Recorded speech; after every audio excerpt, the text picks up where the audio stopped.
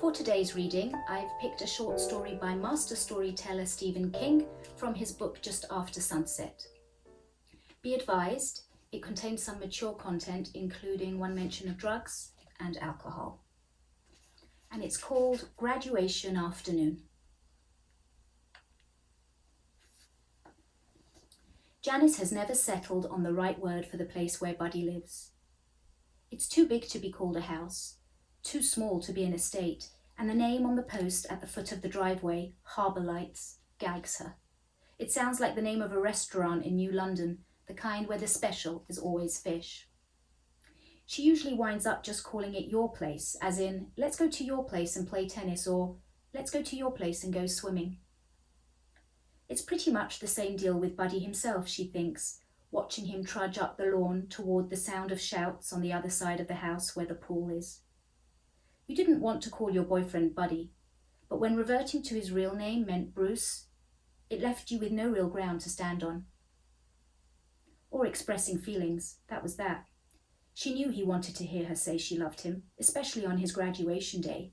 Surely a better present than the silver medallion she'd given him, although the medallion had set her back a teeth-clenching amount. But she couldn't do it. She couldn't bring herself to say, I love you, Bruce. The best she could manage, and again with that interior clench, was, I'm awfully fond of you, Buddy. And even that sounded like a line out of a British musical comedy. You don't mind what she said, do you? That was the last thing he'd asked her before heading up the lawn to change into his swim trunks. That isn't why you're staying behind, is it? No, just want to hit a few more and look at the view. The house did have that going for it, and she could never get enough, because you could see the whole New York cityscape from this side of the house, the buildings reduced to blue toys with sun gleaming on the highest windows. Janice thought that when it came to NYC, you could only get that sense of exquisite stillness from a distance. It was a lie she loved. Because she's just my gran, he went on.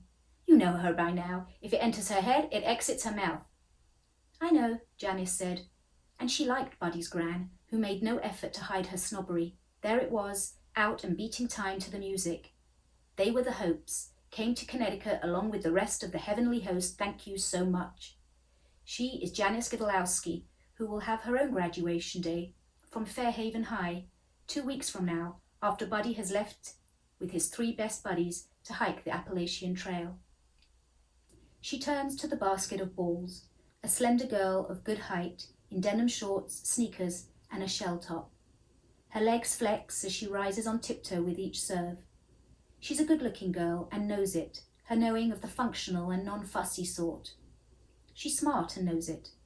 Very few Fairhaven girls manage relationships with boys from the academy, other than the usual, we all know where we are, quick and dirty winter carnival or spring fling weekends, that is.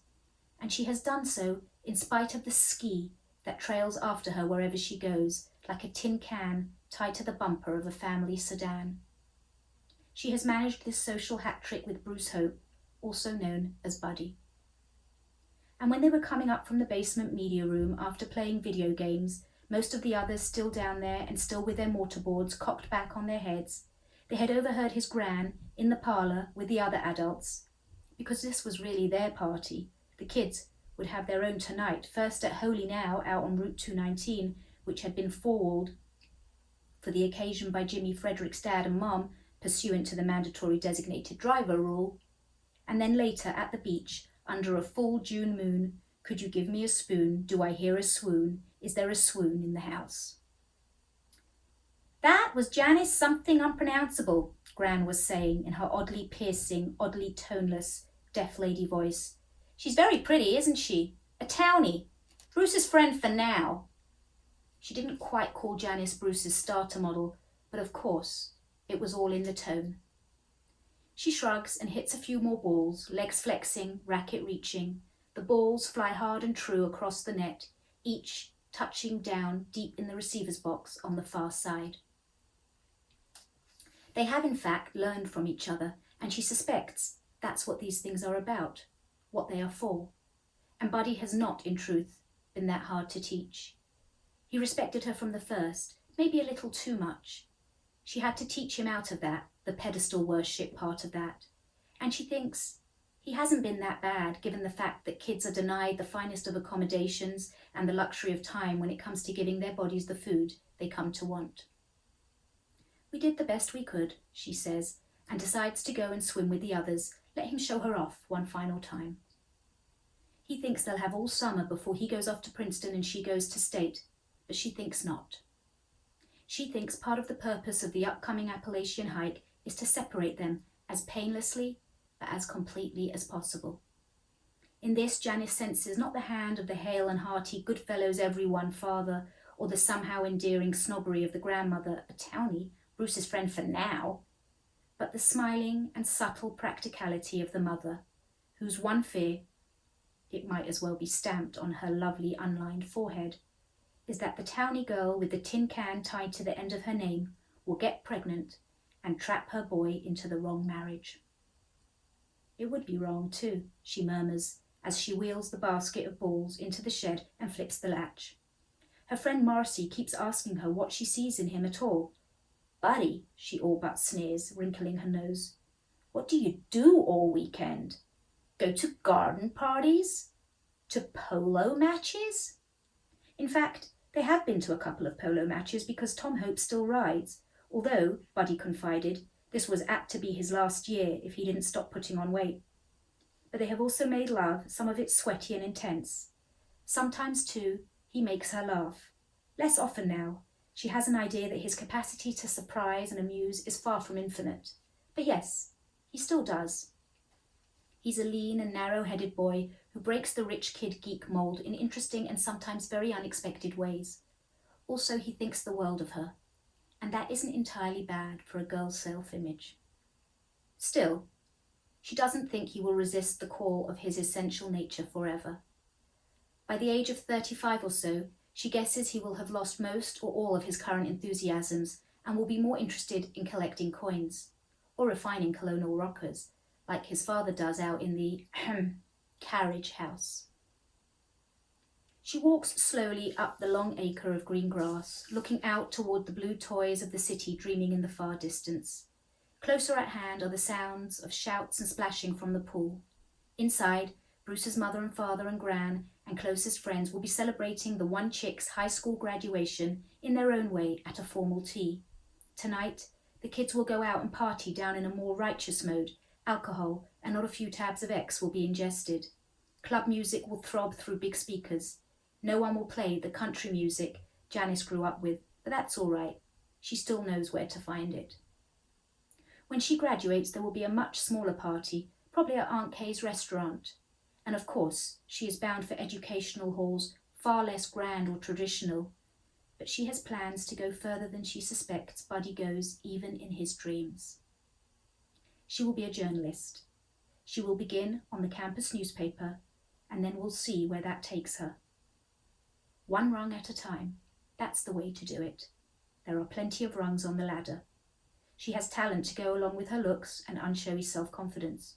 She doesn't know how much, but she will find out. And there's luck, that too. She knows enough not to count on it, but also enough to know it tends to come down on the side of the young.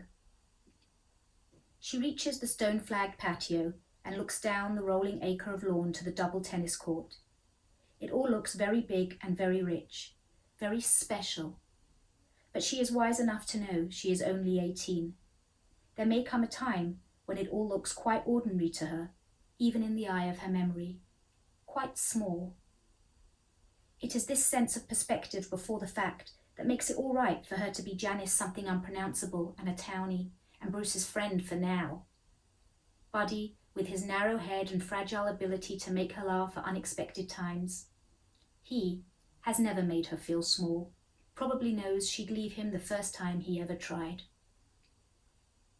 She can go directly through the house to the pool and the changing rooms on the far side, but first she turns slightly to her left to once again look at the city across all those miles of blue afternoon distance. She has time to think, it could be my city someday. I could call it home. Before an enormous spark lights up there, as if some god deep in the machinery had suddenly flicked his bick. She winces from the brilliance, which is at first like a thick, isolated stroke of lightning, and then the entire southern sky lights up a soundless, lurid red. Formless blood glare obliterates the buildings, then for a moment they are there again, but ghost-like, as if seen through an interposing lens. A second or a tenth of a second after that, they are gone forever, and the red begins to take on the shape of 1,000 newsreels, climbing and boiling. It is silent. Silent. Bruce's mother comes out on the patio and stands next to her, shading her eyes. She is wearing a new blue dress, a tea dress. Her shoulder brushes Janice's, and they look south at the crimson mushroom, climbing, eating up the blue. Smoke is rising from around the edges, dark purple in the sunshine, and then being pulled back in. The red of the fireball is too intense to look at, it will blind her. But Janice cannot look away. Water is gushing down her cheeks in broad, warm streams, but she cannot look away. "What's that?" Bruce's mother asks. "If it's some kind of advertising, it's in very poor taste." "It's a bomb," Janice says. Her voice seems to be coming from somewhere else, on a live feed from Hartford maybe. Now huge black blisters are erupting in the red mushrooms, giving it hideous features that shift and change. Now a cat, now a dog, now Bobo the demon clown, grimacing across the miles above what used to be New York and is now a smelting furnace.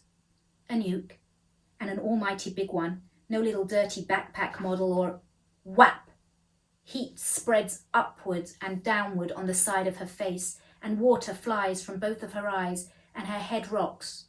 Bruce's mom has just slapped her, and hard. "Don't you even joke about that," Bruce's mother commands. "There's nothing funny about that." Other people are joining them on the patio now, but they are little more than shades. Janice's vision has either been stolen by the brightness of the fireball, or the cloud has blotted out the sun. Maybe both.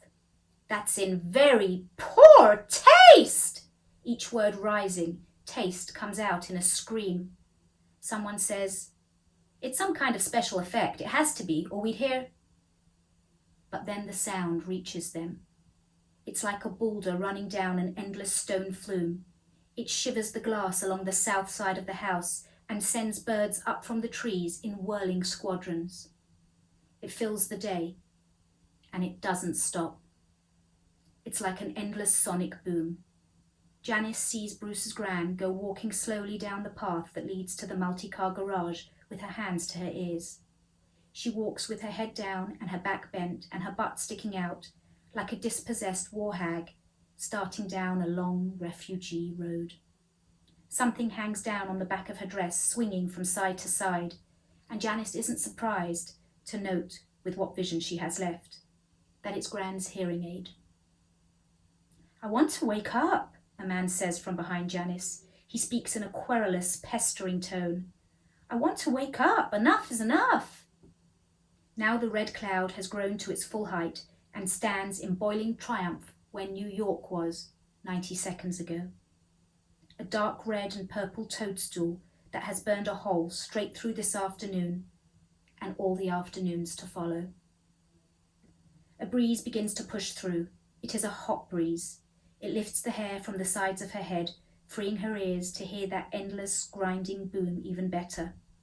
Janice stands watching and thinks about hitting tennis balls one after the other, all of them landing so close you could have caught them in a roasting pan. That is pretty much how she writes. It's her talent, or was. She thinks about the hike Bruce and his friends won't be taking. She thinks about the party at Holy Now they won't be attending tonight. She thinks about the records by Jay-Z and Beyonce and The Fray they won't be listening to. No loss there. And she thinks of the country music her dad listens to in his pickup truck on his way to and from work. That's better somehow. She will think of Patsy Cline or Skeeter Davis, and in a little while she may be able to teach what is left of her eyes not to look.